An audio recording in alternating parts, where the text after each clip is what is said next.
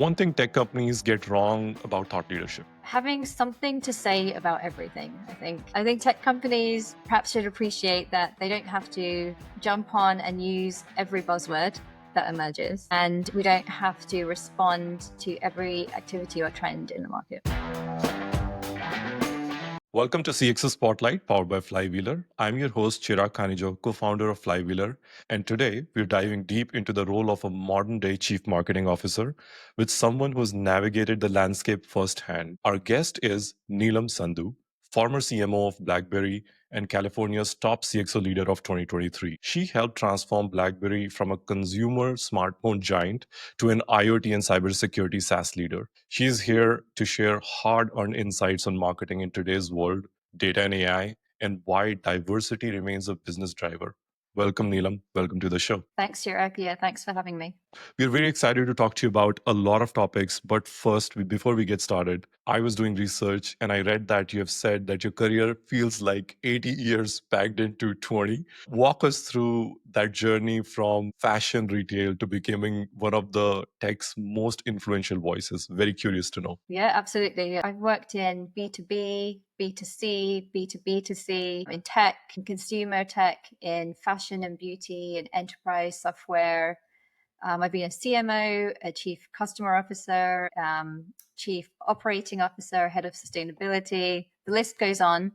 So you can see why I say that I feel like my career has been 80 years packed into 20, but I've certainly enjoyed it throughout. I'll explain my career journey a little bit. So I'm equally left and right brained, I'd say. So both creative and analytical rather than having one side be dominant over the other, which by the way is, I think, absolutely essential for a CMO in today's world. So the modern CMO.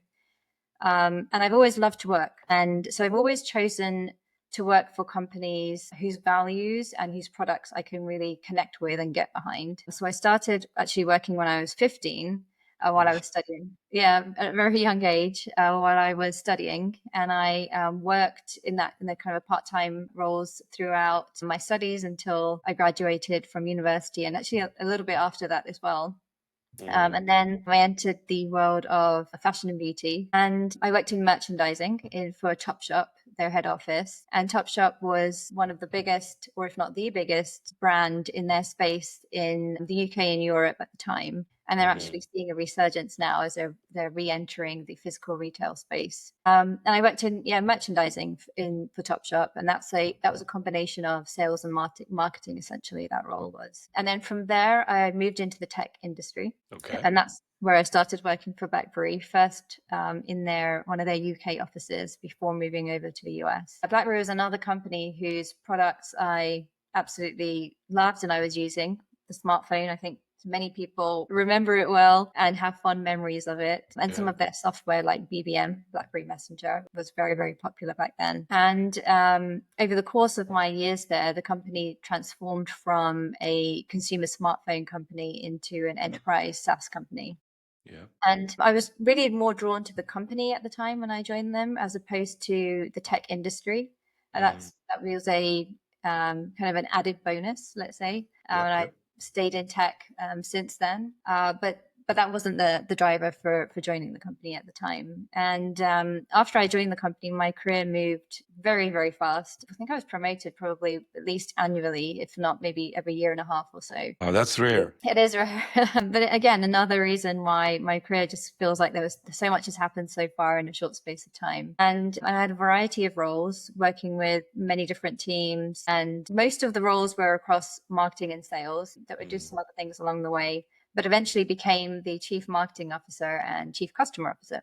I say eventually, but again, quite a rapid rise. And I certainly didn't plan or envision my career journey. The decisions and the choices that I made, it was kind of probably 3 or 4 things that got me to where I am. First off, kind of making decisions about my career based on feeling connected to what I'm doing. I actually got this advice from a teacher back in high school when I was trying to make a decision about what subjects to specialize in through my educational journey. And she gave me the advice to just pick what I enjoy and the rest will fall into place. And that advice has stayed with me and resonated and stayed very true throughout my life so far. That's the first piece. Second is finding a way to utilize my drive to create and be productive. And that's where marketing and sales comes in. And one could argue that actually that's even just marketing today, being creative and driving revenue. And then having the mindset of an athlete or a sports person, I should say. So an athlete for earlier in my career where I was sort of an individual contributor, and keeping that mindset today as well as a leader, because being hands-on, I think, as a leader is really, really important at the right times. And then the mindset of a sports coach as a leader. And I think there's lots of reasons and characteristics that back that up. But in particular, I think sports people show us that how we can push the limits, and the fact that we can push the limits of human potential through the ways that they dedicate themselves to what they're doing and the teamwork and the collaboration that's there. And they kind of bring people along with them, even people that aren't on their direct team. They build a movement and a culture, and that's, I guess, what you can apply to your stakeholders and your customer base. Super. There's so much to unpack into what you just said. And kind of my heart goes out to so many people in this journey, right? And they want to be where you're at today and how you went with your journey to being the chief marketing officer of BlackBerry, which is one of the most beloved brands of all time when it comes to smartphones or business smartphones. But I'm really curious. There must have been moments of doubt in such a dramatic shift from fashion to tech. So what was the moment that you realized that your diverse background is actually your superpower? It's a great question. So I didn't really plan my career, and if I had, it wouldn't have played out the way it has. So it's a, element of, I think, hard work, element of luck, following the opportunities and not being scared to take the opportunities as they come up as well. But where's my diversity kind of felt like a superpower, I would say, I think experiences, whether those experiences are the culture that we've grown up in, the places we've traveled to, the people we've met, the events that have occurred in our lives, all of those things help to shape us and help us to build an understanding of other people in the world around us. And that's really what I think diversity is about, having an understanding of other people in the world around us. And, each of our understandings and that kind of the piece of the pie that we understand is going to be different. And so having people in a company who understand different pieces of the pie or have a different perspective on things is really, really important. And obviously those people have to have the right skill set as well, or at least the right drive. And that's what I think, the kind of diversity that's important to a company, because then you can really understand and relate to your stakeholders, whether they're employees, customers, investors, media, analysts, etc. That has really kind of helped me and shaped me. I've had lots of different life experiences, which I won't go into here, that have really helped shape me. And that I'm stronger for. Traveled a lot, both personally and professionally. And I think the personal travels are a lot more important, I would say, than their professional travel to shaping a person. Professional travel is, somebody just said to me a couple of days ago, actually, that professional travel shouldn't really be called travel necessarily, because getting on a plane does not mean travel. You're just going from building to building, really, when you're travel work. Travel is about the experience and that you have when you're there, and what you take in and what you learn. And so yeah. Super.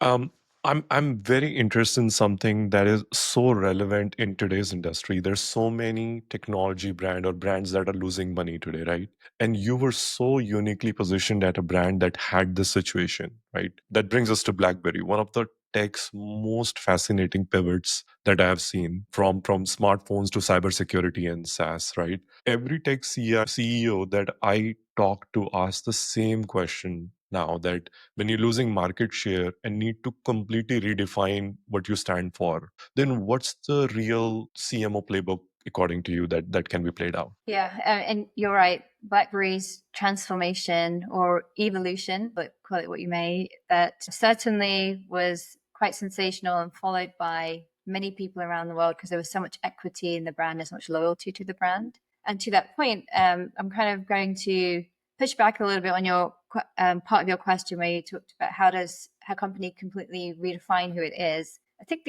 the answer is actually don't completely redefine who you are. Yeah. particularly from a marketing perspective.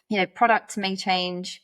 Some of the go-to-market may change in terms of distribution and things like that. But particularly from a marketing perspective and your values, don't completely redefine who you are.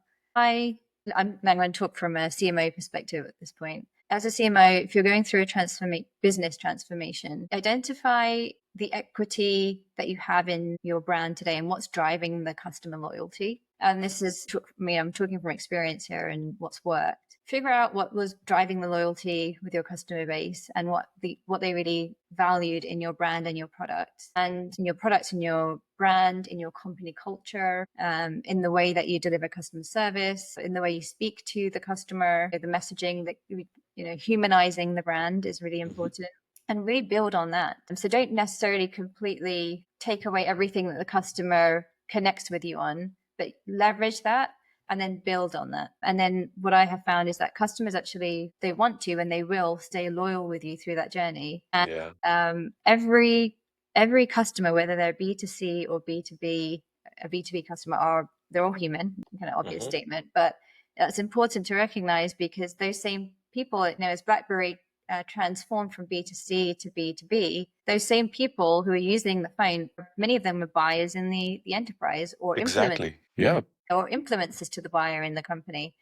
And so being able to stay connected with them and capitalize on that brand equity, many of those people remain loyal to the brand, even if they were, only in the consumer space. And then the ones who were in both, they stayed loyal to us by moving with us to our new platform and staying customers. Yeah.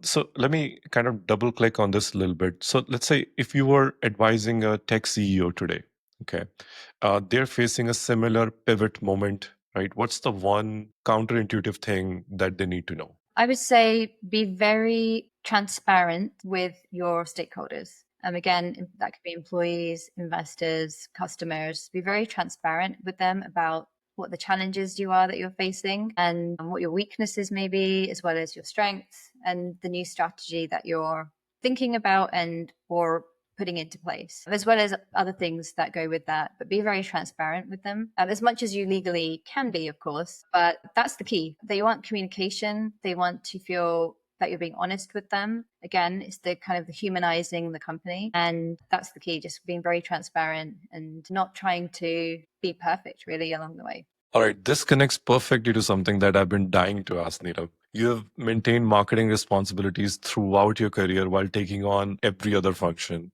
Here is what keeps coming up with CMOs in our audience. In a world where every company claims to be customer centric, how do you actually build authentic connections that drive growth? Great question. And it actually allows us to talk about a hot topic in the marketing space for a few years now. And that is the question of, are CMOs still needed? And how has the role of the CMO evolved? And my answer to the question, and I might be a little bit biased, is that yes, CMOs are absolutely still needed. CMOs help a company to build sustainable growth where sales are focused generally more on short-term revenue. So having both and the tension between the two is important. And marketing allows a company to stand out in a crowded market and enable sales then to do their job. How has CMO's role evolved? I would say there's two parts to the answer to this question. The first is what pieces of the role have stayed the same over the years, and then the second is what has changed, particularly in recent years. And the core of the role is generally the same. It's the execution landscape that's changed for marketers. And it's that execution landscape changing it puts pressure on marketers to showcase their skills more over doing well because they've got a significant budget. So what pieces of the marketing role and the core of it have stayed the same? It's a few key things. One, marketers need to be storytellers. Stories help us connect with one another. They help us to understand one another. And stories have been around since all time, since time recorded. The first known stories is from around 4,000 years ago, written on a stone tablet. And before that, stories existed as well, but in pictorial form. That was before the written word was known. And marketing is both today. It's copy and visuals. So stories are really important and are a consistent core part of marketing over the years, as well as needing both brand and performance marketing, where one creates the demand, the other captures it. And obviously there's a lot more focus today on performance marketing as more and more data becomes available and as there's more competition in the market. But marketing requires both brand and performance marketing, in my opinion, to both build the brand, so to create the awareness, and then performance marketing to capture that demand. But what's really kind of changed and evolved in the marketing landscape is, again, a few different things. First is that I would say B2C and B2B marketing are converging. There's a lot more similarities now in how you market to B2C and B2B.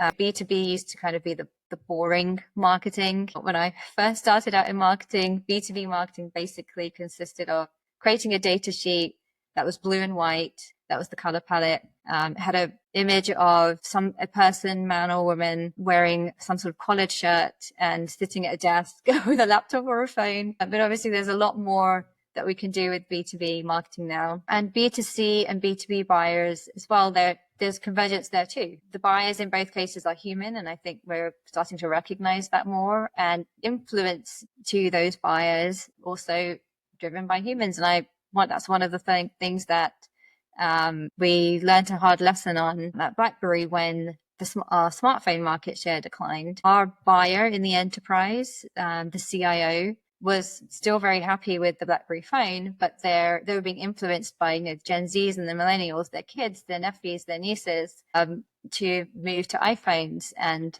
that is what happens. B2B and B2C marketing are converging. So you can really, really target your marketing and respond in more real time because the data is available in real time now. I remember the days when you would launch a campaign and kind of the brand metrics would be available like 6 months later. Not too much you can do with that at that point. So data is much more readily available. There's more data available. So there's just so much more you can do from a marketing perspective with that and in real time. Some more content to compete with. I think that's where kind of more skill comes in from a marketing perspective. And actually, I don't think having more content to compete with is a negative, because if you think about it, the stakeholders that you're trying to reach, they're also consuming more content. Yep. So it really forces a marketer to be much more concise in their messaging. A stakeholder is going to take in 1 to perhaps 3, but I think that's a stretch, messages from what you're putting out there. So being more concise with your messaging, being more human with it, so more effective with how you're talking to your stakeholders is key. So every business, startup, large enterprise, somewhere in between, can compete nowadays. So you're not just competing with those with the big budgets who could buy the big billboards, the most prominent billboards, the TV ad spaces, so on and so forth. Marketing can be done on a very small budget now, and you can really have a big impact. Yeah, super. Awesome. Well, that was good. Marketing. Yeah, so let's think about it for a second that you mentioned brand and performance outcomes, right? Two things. These are kind of directly related to customer outcomes, right? Can you share any specific example where focusing on customer metrics revealed opportunities that traditional marketing metrics did not? Yeah. And I think this is easy question with a short answer. Traditional marketing, as I mentioned, the metrics were a lot more broad. We looked at impressions and perhaps brand sentiment. Hard to tie back to revenue outcomes or customer outcomes. And one of the reasons that marketing sort of has faced an uphill battle, being seen as very strategic, and why some companies eliminated the CMO role. But today we have so much more data. Today's marketing, you could call it performance marketing, you can really understand who's interested in your product, or they're looking at competitor products, but who's interested in that product, who's interested in your company, who's not a customer, who is a customer, but there's opportunity for upsell. So that data really allows you to target customers and prospective customers better. And directly drive kind of revenue outcomes. Yeah, I love this answer because I am seeing it every day that just a few years back, when I would sit in a meeting and marketing would be presenting the results, right? It will be all about impressions and brand mentions and, let's say, engagement metrics, right? A lot of time the business side will turn around and say, so what did I get from that? right? It's hard to read the value across that vanity metric. And I'm very happy today. I see that impression to target audience, engagement with target audience. And then there are so many things that you can track across the buying journey. That there is RB2B, you know who went to your website, you retarget a thought leadership ad to them, you write a post that is on their problem statement, and you get to know this person actually saw the message, which in a way is kind of ties back to your answer that you're really getting to know whether you're moving the needle or not. So that's what my favorite part about that answer is, that some of these metrics are revealing how the audience is feeling about your brand. So super awesome. Yeah, exactly. So this also reminds me of a conversation with a technology CMO who said to me, like, I want to go back to your point of humanizing the brand, right? A lot of time to startups and early stage growth companies, it is said that, hey, build in public. As you build in public, you form that bond with your customers, with your prospects that helps you grow, right? But some of the tech CMOs say that build in public feels risky. You've done this at BlackBerry while you were making that transition. What's your framework for balancing this transparency sort of with the strategic timing? I think transparency is a priority over anything, most other things. In terms of strategic timing, you can be transparent up to a point to make sure that your customers remain connected with you. And I say customers, I should say all stakeholders remain connected with you. So you can give them as many insights as you can along the way. In terms of, you can say that we're developing a new strategy, for example. You don't have to tell them the ins and outs of it, but you could talk to your stakeholders and say, we know X is not going well, or this is challenging for us based on the market conditions or whatever it might be. And we are working through what the new strategy will be, and we'll have an update in X number of weeks. And so I think transparency within the bounds of business norms and then legal parameters as well is important. The strategic timing, there will be things like acquisitions or other big change, product launches, other key events in a company that you want to time to have the most impact. Like you might want to time it to announce at your annual conference, for example, or around a quarterly earnings, or some other reason for a specific timing. Generally, along the way, you can still continue to give your stakeholders enough insights to keep them engaged and to make them feel connected with your company, and like that there's sort of part of the team, really, in some Yeah. way. Yeah. Yeah. Your answer about authentic leadership and this transparency connects in a beautiful way to the biggest challenge that tech faces today. And I'll say this word that you hear like 50 times every day: AI. Right. So, you having chaired the AI group at the US Consumer Technology Association, everyone's asking this thing: do we innovate first and regulate later? Or is there a way to do both? Because regulation has come up so many times when discussing AI. The short answer, say innovate first. Okay. I would say, we've seen it many, many times over the years. Innovation first drives more transformative change, more beneficial change. Regulation first can stifle innovation, can stifle the potential of innovation, as well as the speed of innovation. And I don't think that that's something that either the tech industry or policymakers will disagree with. And I would say that the industry that's innovating has a responsibility to innovate in a responsible way. And the companies that do that, I think it's obvious, and they are generally more successful because it, again, kind of comes back to the brand. They highlight that they have strong company values and a purpose, and they're purpose driven, and that particularly in today's market, it's something like 70% or higher than that of buying influence decisions are driven by Gen Z and millennials. And they have shown that they do care, and they continue to show that today. They care about company values. They care about what a company stands for, what the company's purpose is. And no matter what the regulations say, they will continue to care about that. We've seen just recently companies who continue to be driven by values and purpose are seeing an increase in their revenues in today's market, which is facing some struggles. And the companies that have kind of taken a step back from those values are seeing revenue challenges. And that's quite a quick impact. So I would say innovation first, but companies have a responsibility to make sure that they stay true to the right values and purpose. And also in these environments, you mentioned my work as chair of the Consumer Technology Association, and when I was leading the AI group there, those kind of consortiums, are very important because they allow the industry to hold each other accountable. Yes. And to kind of jointly develop technology in a responsible way. And we saw that in the automotive industry over the years, where innovation has come first, but not at the expense necessarily of safety. The seatbelt, for example, was invented by one of the automotive manufacturers, and they made that available to all the other automotive companies because safety first. Yep. And these companies should be collaborating with policymakers along the way. They don't shut them out, but I would say regulations after. And there's always going to be an aversion to change. Generally, revolutions do face pushback.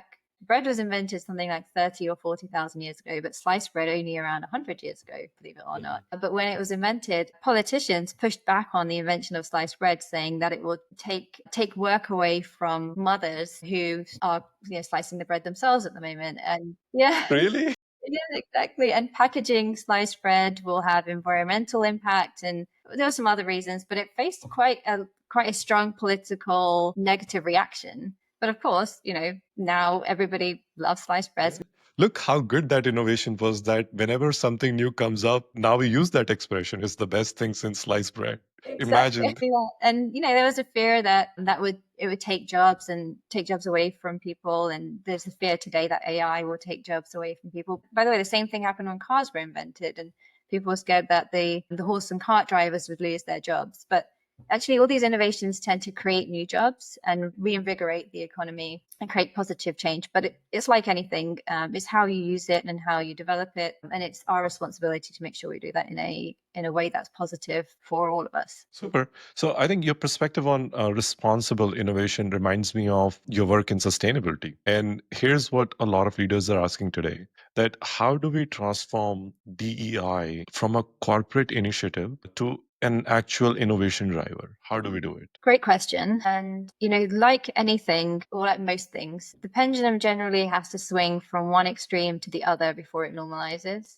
And we went from there being a real barrier to diversity being sort of forced through corporate initiatives that didn't necessarily tie to outcomes. And there was a lot of training. And I know some of those things are now being pulled back on in certain companies. And I think what really is important is two things. One is companies recognizing that diversity is a business driver, because the more people you have in your company who understand and can connect with your diverse fan base or your diverse stakeholder base, the more successful your company will be, because you understand who you're selling to and who you're talking to. And as I mentioned earlier, diversity has many facets to it.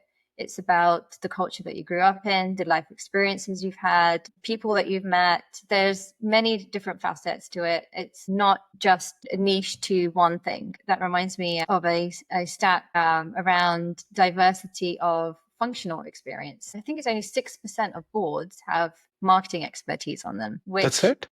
Yeah, that's what I have heard very, very recently in the last few weeks. And that's also, there needs to be more diversity in that respect on boards, in my opinion. And so, but coming back to diversity as a business driver, it needs to become very natural to hire the best person for the job, not somebody who fits a certain gender criteria or race criteria. There is an aspect of bias training and other things that perhaps are still needed. But it needs to become more normalized, I would say, and just kind of a part of our culture as opposed to something that's artificial. Super. This bridges perfectly into something I've observed. The most innovative solutions, I think, often come out of the diverse teams, right? And what kind of patterns have you seen in your advisory work that you do with other tech companies or other companies that you do? I would say having talent that is diverse across different age groups, number one. So people with the experience, as well as those who bring a fresh perspective. And gender diversity is very important, again, to bring the different perspectives to the table and different qualities of leadership and collaboration. And then race diversity as well. Again, kind of understanding your customer base and functional diversity, kind of seeing all of these things and seeing places where it doesn't exist. That's the problem. Where it does exist and it works well, but many, as I said, many different facets to it. I actually have a question for you. I wanted to ask you, with the organization that you have co-founded, Flywheeler, and the way problem you're solving, and it's a great way that you're solving it. What would be your advice to CMOs to break through that? How can CMOs balance both creativity with data-driven insights and develop content that captures people's imaginations, so the creative side or the brand side, but also drives meaningful customer engagement through, in other words, drive sales and revenue? Drive sales, yeah. You know, attention is probably the most expensive thing in B2B right now. We are talking, I think I heard somewhere 1.4 billion pieces of content get created every day. So yeah, it's crowded. And a lot of CMOs feel that pressure, right? And their teams are building and shipping content, marketing is working hard, but somehow they still hear that we haven't heard of you from the target accounts or the target prospects. And I think the issue is that we are skipping the human layer. Like you said, humanize the brand. Most content talks at people and not to them. It's the product forward, a company forward, not the problem forward. And that's the gap that I see. If the content doesn't reflect the audience is actually dealing with day to day, they are not going to engage. And no matter how creative or data backed it is, so what works? Honestly, it's very simple. Talk directly about the problem your audience is living through and use real human language, no jargon, no performative brand voice kind of thing, and give value. Teach, provoke, and share something useful. Don't just broadcast the ideas like a corporate B2B channel. And that's actually what we do at Flywheeler. We help executives turn their personal brand into a strategic asset through storytelling that leads with first the real problems, then from a human point of view, and then consistently give value rather than trying to sell something.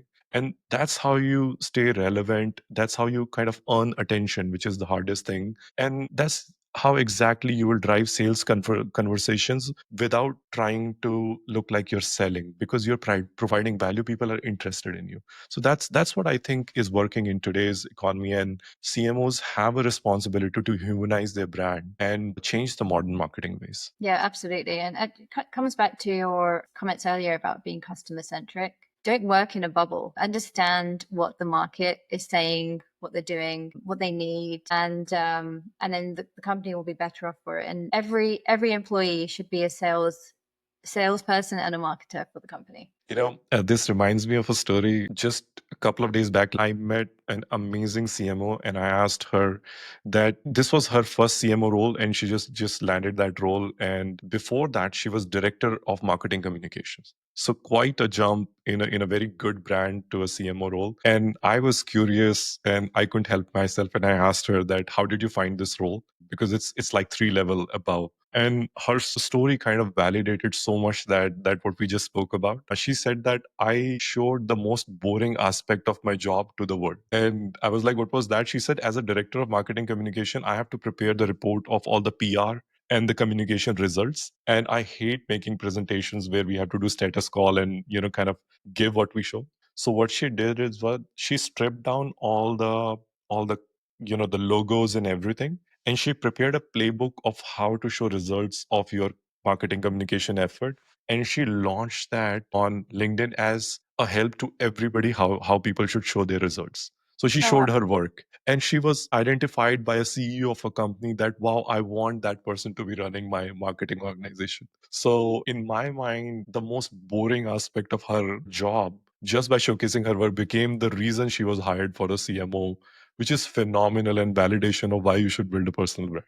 So it was amazing to see. yeah, I think that's a great thing to have done. Super. All right, we'll get into our interesting section, which is rapid fire round, or short answers, some of the hot takes here. So from your experience for pivoting at BlackBerry, what's one truth about transforming in public? Stay connected with your fan base, and they'll stay loyal to your company no matter how dramatic your transformation is. Okay, here's a fun one. Most overrated metric in tech leadership. Okay, I'll give you one for each of sales and marketing. So for marketing, it will be impressions, and Yeah. for sales, short-term revenue. Good one. Okay, one thing tech companies get wrong about thought leadership. Having something to say about everything, I think. I think tech companies perhaps should appreciate that they don't have to jump on and use every buzzword that emerges, and we don't have to respond to every activity or trend in the market.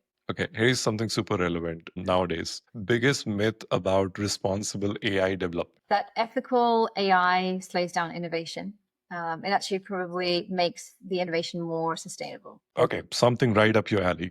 What's the future of the CMO in one sentence? Brand and performance marketing. Wonderful. Awesome. Well, thank you, Neelam, for this actionable insight on modern CMO. Your journey from fashion and beauty industry to steering BlackBerry's transformation from smartphones to software and shaping America's AI future shows there's a way to both grow and responsibly. Thank you. Thank you for being on our show. Thank you. Thanks so much for inviting me and for a great conversation. Awesome. For our listeners who want to learn more about Neelam's work and insights, all links are in the show notes. Stay tuned for more conversations with leaders reshaping technology and business on CXO Spotlight, powered by Flywheeler. Thank you. To catch more such interesting conversations, subscribe to our channel on YouTube, Spotify, or Apple Music.